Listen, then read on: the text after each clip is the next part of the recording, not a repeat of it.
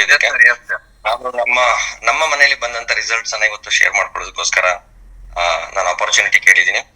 So ಮೊದಲನೇದಾಗಿ ನಾನು ವಿಡಿಯೋಗಳನ್ನ ಕೆಲವರಿಗೆಲ್ಲ ಕಳಿಸಿದ್ದೆ. ನಮ್ಮ ಅಜ್ಜಿದು ಮೋರ್ ದೆನ್ 86 ಇಯರ್ಸ್ ಅವರಿಗೆ 2 ವರ್ಷದ ಹಿಂದೆ ಅವರಿಗೆ ಪ್ರಾಡಕ್ಟ್ ಅನ್ನ ಯೂಸ್ ಮಾಡಕ್ಕೆ ಕೊಟ್ಟಿದ್ದು.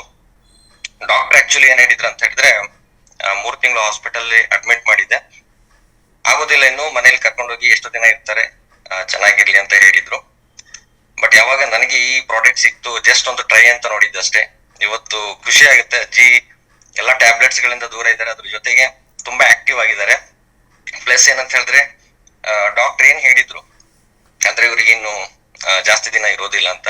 ಬಟ್ ಅದು ಕಂಪ್ಲೀಟ್ಲಿ ಸುಳ್ಳು. ಇವಾಗ ತುಂಬಾ ಚೆನ್ನಾಗಿದ್ದಾರೆ, ತುಂಬಾ ಆಕ್ಟಿವ್ ಆಗಿದ್ದಾರೆ. ಅಂಡ್ ಎಲ್ಲ ಮಾತ್ರೆಯಿಂದ ಹೊರಗಡೆ ಬಂದಿರ, ಅದು ತುಂಬಾ ಇಂಪಾರ್ಟೆಂಟ್. ಸೊ ಅವ್ರಿಗೆ ಯಾವಾಗ ಚೇಂಜಸ್ ಗಳಾಯ್ತು ನನಗೆ ಆಶ್ಚರ್ಯ ಆಯ್ತು, ಯಾಕೆ ನಮ್ಮ ಫ್ಯಾಮಿಲಿ ಎಲ್ಲ ಯೂಸ್ ಮಾಡಬಾರ್ದು ಅಂತ. ನನ್ನ ಮಿಸ್ಸಸ್ ಗೆ ಏನಂತ ಹೇಳಿದ್ರೆ 2 C ಸೆಕ್ಷನ್ ಆಗಿರೋದು.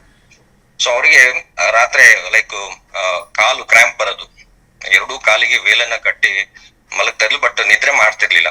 ಬಟ್ ಈ ಪ್ರಾಡಕ್ಟ್ ಅನ್ನ ಯೂಸ್ ಮಾಡಕ್ ಶುರು ಮಾಡಿದ್ಮೇಲೆ ಇವತ್ತು ಕಂಪ್ಲೀಟ್ಲಿ ಕಾಲು ಜಗ್ತ ಅಂತ ಏನ್ ಕರಿತೀವಿ ಅದರಿಂದ ಕ್ಲಿಯರ್ ಆಗಿ ಹೊರಗಡೆ ಬಂದಿದ್ದಾಳೆ. ತುಂಬಾ ಚೆನ್ನಾಗಿ ನಿದ್ರೆ ಮಾಡ್ತಾರೆ. ಮತ್ತೆ ಇನ್ನೊಂದ್ ಏನಂತ ಹೇಳಿದ್ರೆ ನನ್ನ ಮಗನ ಚಿಕ್ಕವನಿಗೆ, ಸಣ್ಣವನಿಗೆ, ಅವನಿಗೆ ತುಂಬಾ ಕಫ ಬರೋದು. ಯಾವ ರೀತಿ ಅಂತ ಹೇಳಿದ್ರೆ ರಾತ್ರಿ ಅವನ್ನ ಹೆಗ್ಲ ಮೇಲೆ ಇಟ್ಕೊಂಡು ಕೂತ್ಕೊಳ್ತಾ ಇದ್ದೆ. ಬೆಳಿಗ್ಗೆ ಎಷ್ಟೊತ್ತಾಗುತ್ತೆ, ಎಷ್ಟೊತ್ತಿಗೆ ನಾನು ಹಾಸ್ಪಿಟಲ್ ಕರ್ಕೊಂಡು ಹೋಗ್ತೀನಿ ಅಂತ ಭಯದಲ್ಲಿ ಕೂತ್ಕೊಳ್ತಾ ಇದ್ದೆ. ತುಂಬಾ ಕಫ. ನಮ್ ನಿಯರ್ ಬೈ ಒಂದು 4-5 ಕಿಲೋಮೀಟರ್ ದೂರದಲ್ಲಿ ಡಾಕ್ಟರ್ ಮನೆ ಇದೆ.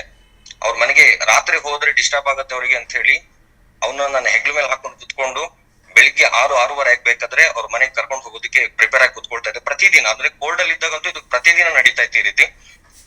2 ದಿನ 3 ದಿನಕ್ಕೆ ಒಂದ್ಸತಿ ಆಸ್ಪತ್ರೆಗೆ ಕರ್ಕೊಂಡು ಹೋಗ್ತಾ ಇದ್ದೆ.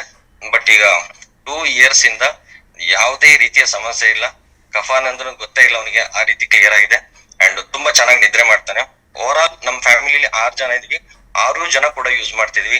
ನಮ್ದೇನಂತ ಹೇಳಿದ್ರೆ ನಮ್ದು ಟ್ರಾವೆಲ್ ಜಾಸ್ತಿ ಇದ್ದಿದ್ರಿಂದ ನನಗೆ ಎಸ್ಪೆಷಲಿ ತುಂಬಾ 2004ರಿಂದ ನನಗೆ ಪ್ರಾಬ್ಲಮ್ ಇತ್ತು, ಪೈಲ್ಸ್ ಪ್ರಾಬ್ಲಮ್. ಅದು ಇವಾಗ ಕಂಪ್ಲೀಟ್ಲಿ ಕ್ಯೂರ್ ಆಗಿದೆ. ಅದ್ಭುತ result. Thanks to Sagar Joshi sir. Thank you.